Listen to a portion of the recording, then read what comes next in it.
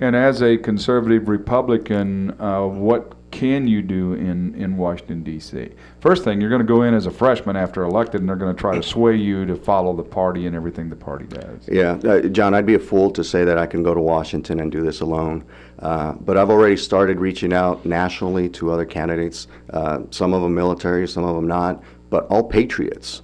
And I think what you're going to see in 2010, what the American people are going to see, is a resurgence of real American patriots.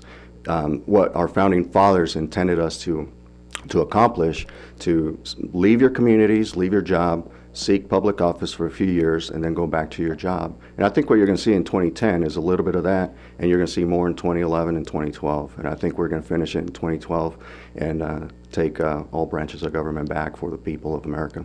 Well, when you read, and I read the book John Adams, and everybody should read that book, because John Adams put everything in front of him.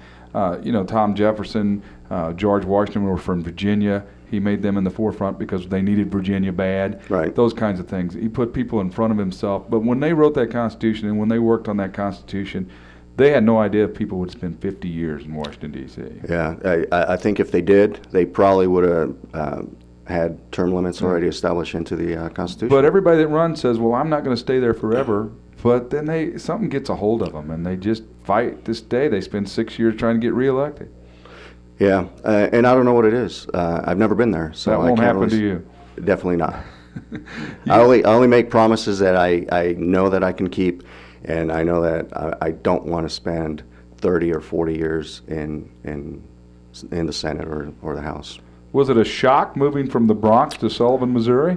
Well, it was a pleasant shock, actually. I've been to the Bronx. It's a little different than Sullivan, Missouri. It is. There's one or two more people there in the Bronx, but it's Missouri's where I belong. The culture, the people, the values. Not to say anything about the Bronx. A lot of great people there, a lot of good values. But this is where it started. Small town America. This is the heart of America, and this is what created our country and our founding. Independent, hardworking people, and that's what we have here in Sullivan. So I love it. It's going to take a lot of money to win, like it or not. It takes a lot of money to win the office. You told me that you're committed to shaking hands with every Missourian. Is that possible? Yeah, that's one of the biggest things that reporters, people that I've met, people in the political arena have said, you don't have any money. You need $6 million to run this race. I beg to differ. Isn't that a shame? It is. And you know what? I don't think I need $6 million to win this. All I need is time, which I'm short on time. I have 5 months. Some of the other candidates have been campaigning since last year and raising money. I don't think I need that money. I don't want all that money. I don't want to buy votes. I want to earn the votes of Missourians and let them know that I understand our founding. I believe in representative government, and I'm just the voice that they need to send to Washington to stand up for what's right. You are going to kick things off this Sunday, is that correct? That is correct. I'm doing my first kickoff campaign, Meet the Candidate, here in Sullivan. It's at the Knights of Columbus Hall here in Sullivan, 231 Highway 185 South, from 1 to 6 p.m.